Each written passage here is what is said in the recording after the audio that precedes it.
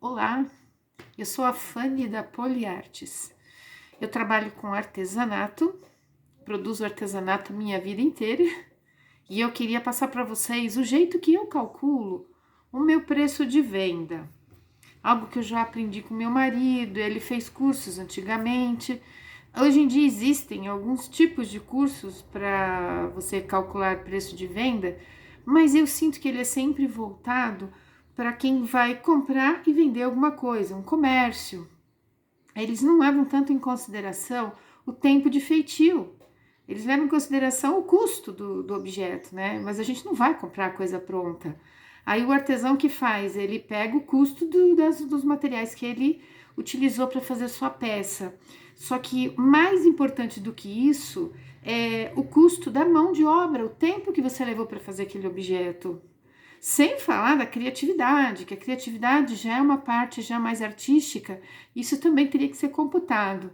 Mas o intuito desse vídeo é que pelo menos a parte braçal, a parte em que você trabalhou, que você se debruçou sobre o seu objeto, isso tem que ser calculado.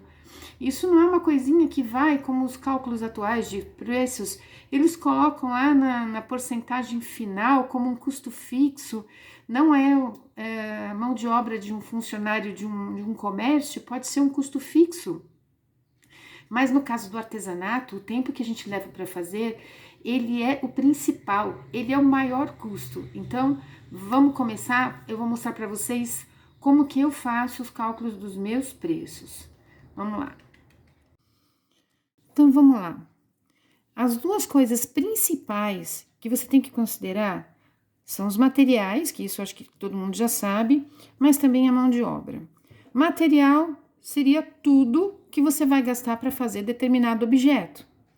Só que não é só, tipo assim, a matéria-prima. Você vai fazer um crochê, não é só a linha. Você tem que imaginar, você comprou uma agulha, você comprou embalagem para depois fechar bonitinho. Cada coisa que você vai utilizar nessa peça até o dia de vender ela, você tem que calcular. Agora, como é que eu vou considerar uma agulha? Tá, mas a sua agulha vai durar a vida toda? Ou um objeto outro que você vai utilizar? Quanto tempo, quantas peças você vai conseguir produzir com aquele objeto sem ter que comprar outro?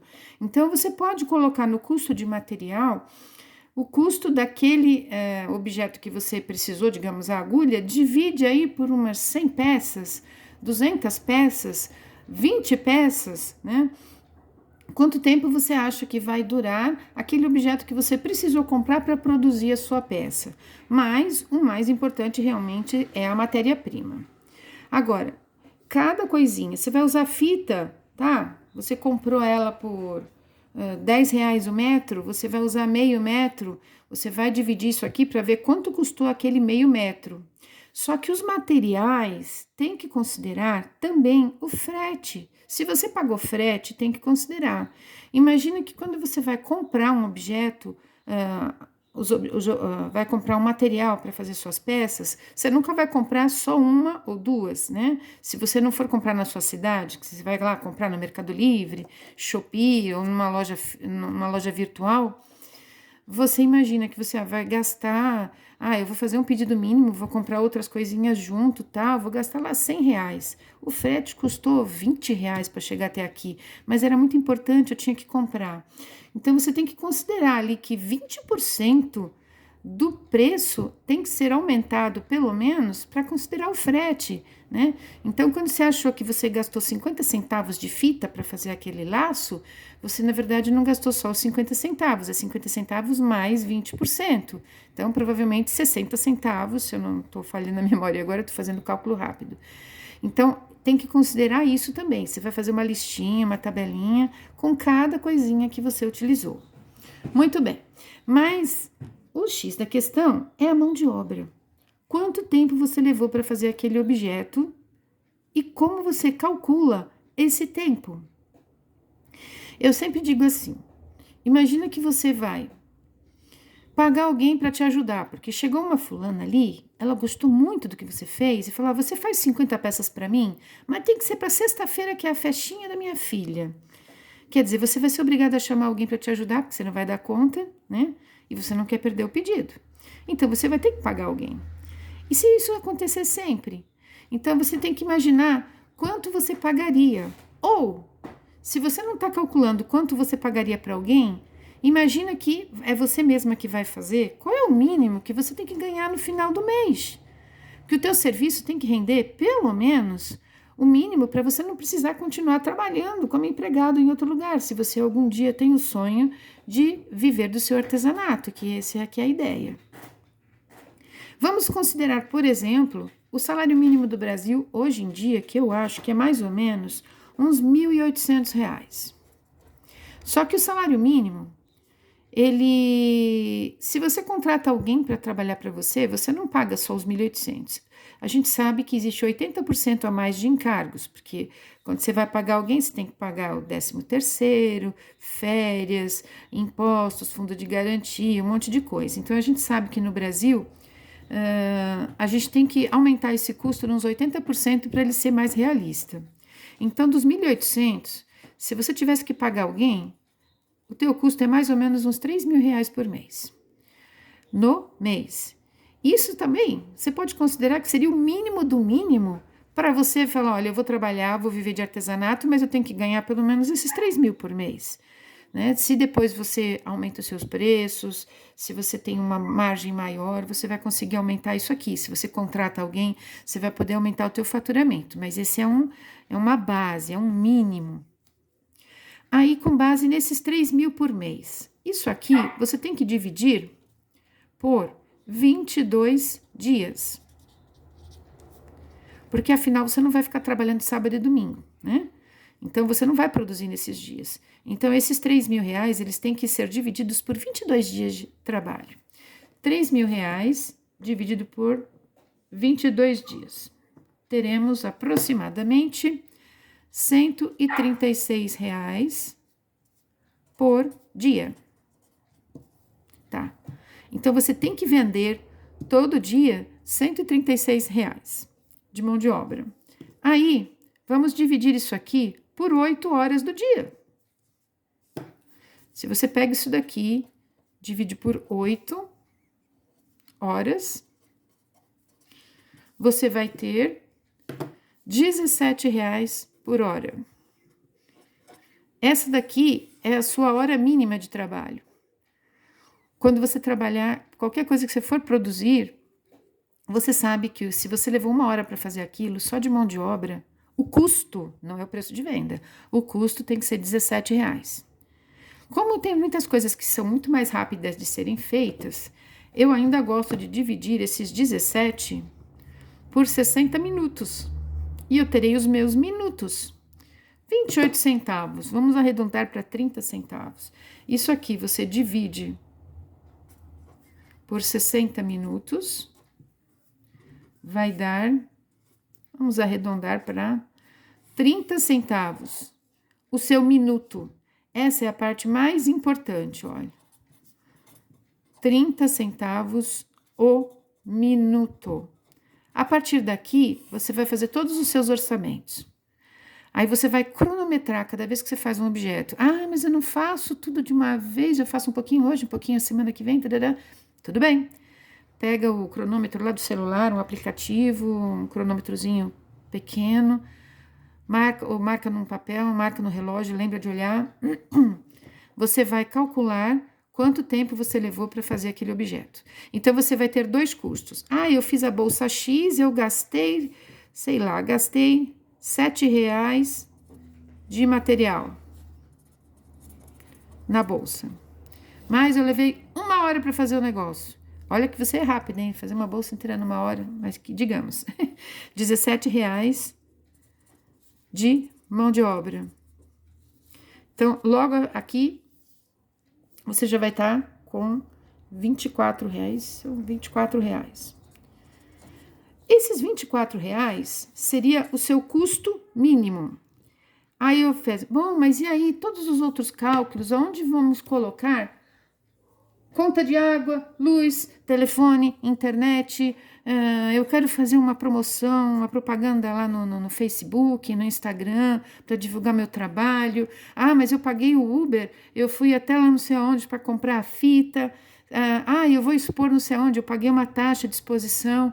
Então, são todas pequenas taxas, elas sempre vão ser bem pequenas, que elas não incidem no custo principal aqui, elas não são variáveis, é o que a gente chama de custo fixo, né?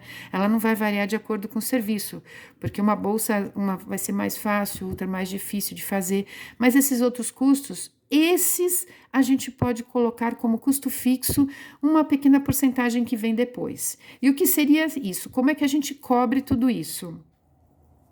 Então, o jeito que eu sempre fiz a moda antiga e que funciona é fazer sempre vezes 2. Simplesmente fazer um vezes 2. Ele vai cobrir a maioria dos custos fixos, inclusive o seu lucro.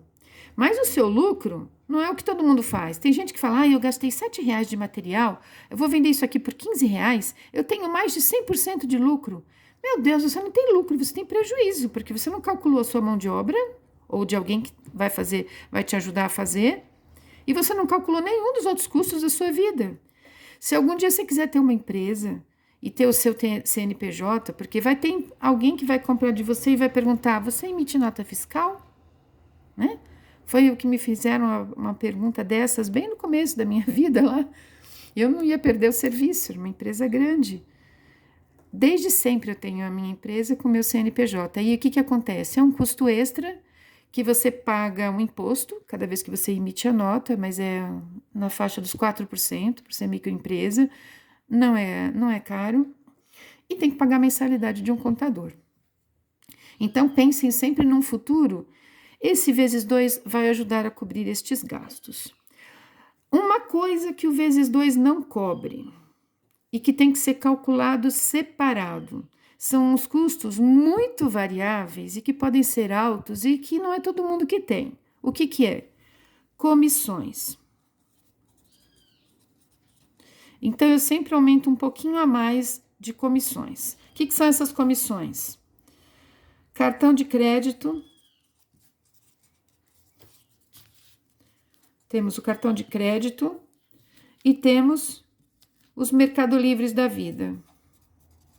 Eu já fiz um cálculo ali. O Mercado Livre te faz pagar até o frete do cliente que vai comprar de você. Então, por exemplo, se você vender alguma coisa a R$100 no Mercado Livre, ele vai ficar com 30% do valor de venda. E não é você pegar o teu preço da bolsa lá e aumentar 30% que não vai cobrir. Você tem que aumentar uns 40% para que depois, no final, com o desconto deles, ainda sobra o valor da sua bolsa para você.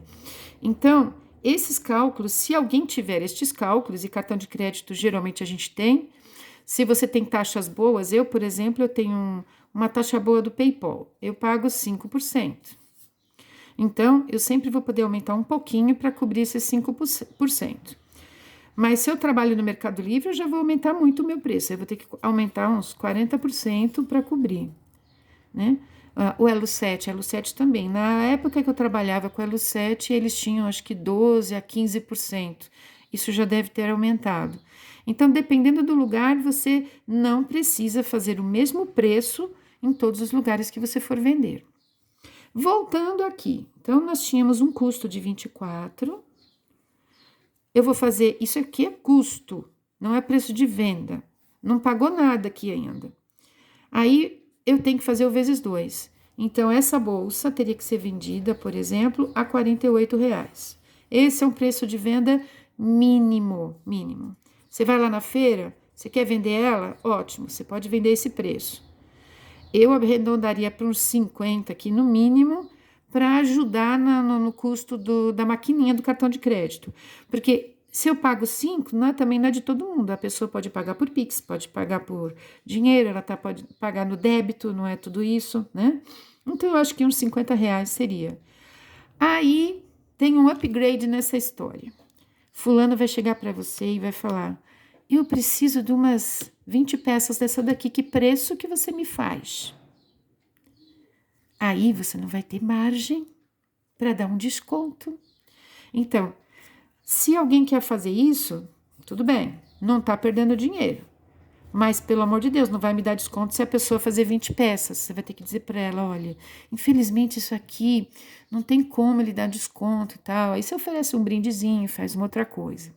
Agora, se você acha que sempre vai acontecer de alguém vir te pedir desconto, porque você justamente vende muito em quantidade, lembrancinha e tal, aí vocês têm que fazer que nem eu faço. Eu pego esse mínimo aqui, eu ainda aumento para poder dar um desconto. Então, eu faço mais ou menos como o cálculo do Mercado Livre. Eu vou aumentar lá, tipo, uns 40%, por exemplo, 48, mais 40%, 67. Se eu vender a 67, eu vou estar ganhando bem, hein? Não estou perdendo dinheiro. E parem de ter medo de ganhar dinheiro, pelo amor de Deus. A gente tem que trabalhar para ganhar dinheiro. Não é para trabalhar para fazer os outros felizes, né? Bom, 67, digamos que a gente vai vender, esse vai ser o meu preço de varejo. Aí, eu posso dizer para o cliente, se o cliente pedir um descontinho, porque ele vai comprar em quantidade, aí você pega aquele 67 e fala, olha, eu lhe dou 30% de desconto. Não, 30 é até muito, hein? Põe 25, vai. Tá vendo? Tá vendo como a gente tem que aumentar muito? Ó, 67 menos 25%. Vai cair nos 50. Então, se você quiser vender ao preço de varejo, mais caro, você vai ter uma margem que, se alguém te pedir um desconto, você nunca vai pedir menos do que o seu mínimo, que era os 48, ou 50 arredondando, que aqui deu 50.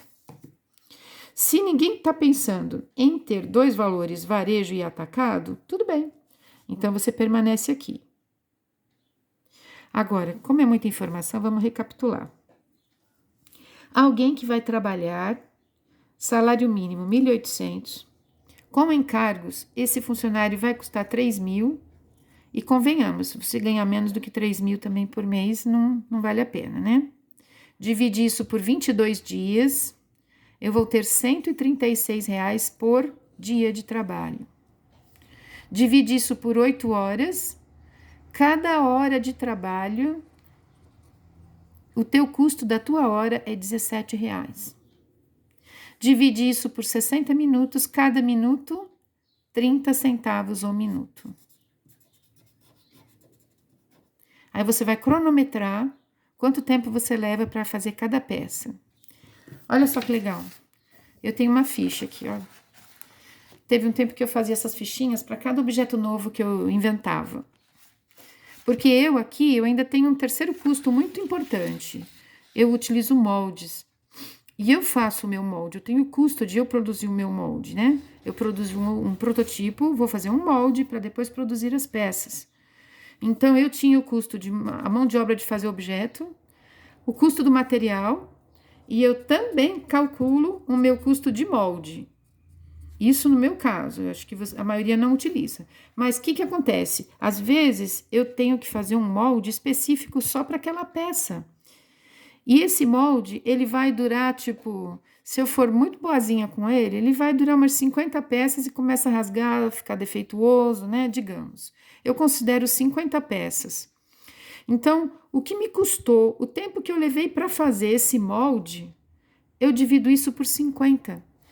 E aí, digamos que dividindo isso deu 50 centavos, né? Eu dividi o custo do meu molde por 50 pecinhas. Cada pecinha tem que pagar 50 centavos. E isso faz parte do meu custo também aqui. Né? Seria R$ 7,00 de material, 17 da mão de obra e 50 centavos do custo do molde. Mas, para quem não usa molde, pode esquecer. Aí, se alguém compra moldes para fazer, aí ele pode ser considerado um material, tá? Só que como o molde, você não vai usar uma vez só, você não precisa lançar o valor do molde inteiro numa peça. Você divide ele justamente pelo tempo de vida que você acha que ele vai levar.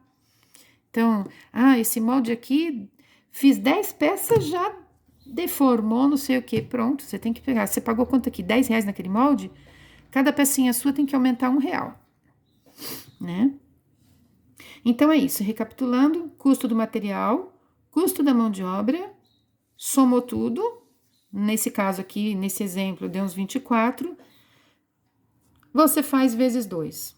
Nesse vezes 2, você vai cobrir todos os outros pequenos custos mensais que você tem para poder trabalhar com isso daqui. Inclusive o seu lucro. Por que eu falo lucro? Porque se você teve que chamar alguém para te ajudar e pagou tudo isso daqui, aí esse dinheiro aqui não vai entrar no teu bolso para pagar a sua mão de obra. Só que você tem que ter lucro.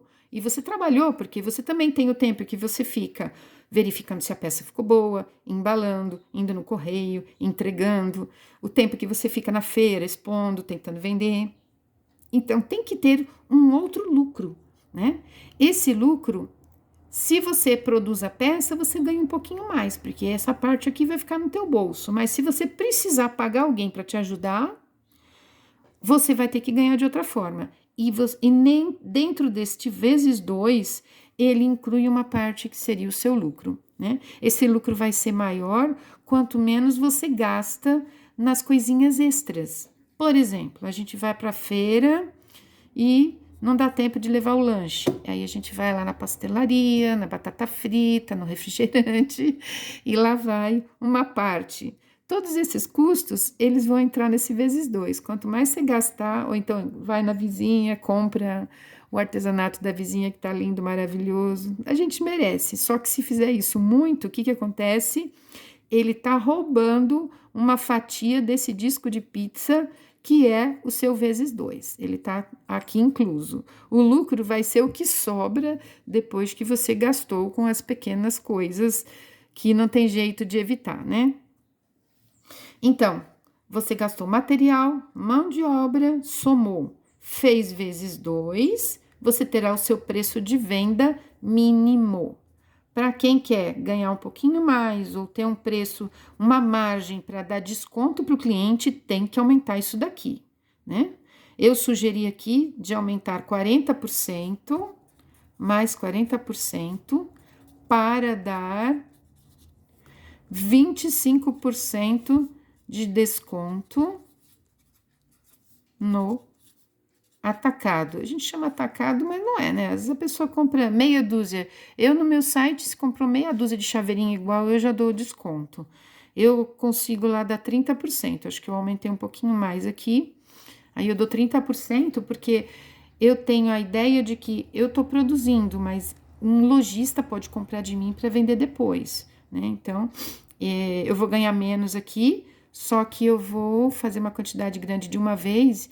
Então, na verdade, eu levo menos tempo produzindo quando é uma quantidade grande, né? É um tempo só de preparar a resina, aí você vai lá procurar teu molde, tirar a poeira dele, colocar ali, limpar a mesa, começar a trabalhar, se concentrar. É tudo muito mais rápido como quando você faz uma série, em seguida você já faz outra, tá certo? Então, é isso. Então, preço mínimo.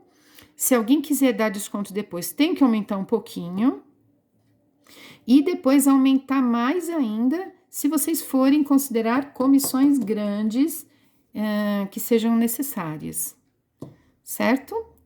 Agora, outra parte. Existem situações... isso aqui é para um artesanato normal, né?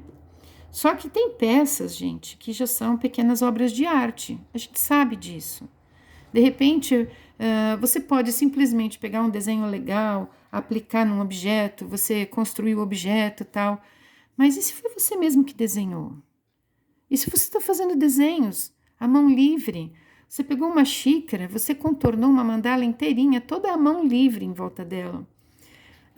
Então, tem objetos que você tem um tempo mínimo que você vai, um preço mínimo que você vai cobrar pela produção, mas a sua criatividade, ela também tem que ser considerada. Então, em algum ponto desse processo, você vai, ou no preço final que você chegou, você fala, não, mas essa peça aqui, ninguém mais faz igual a isso aqui é fora de série, né?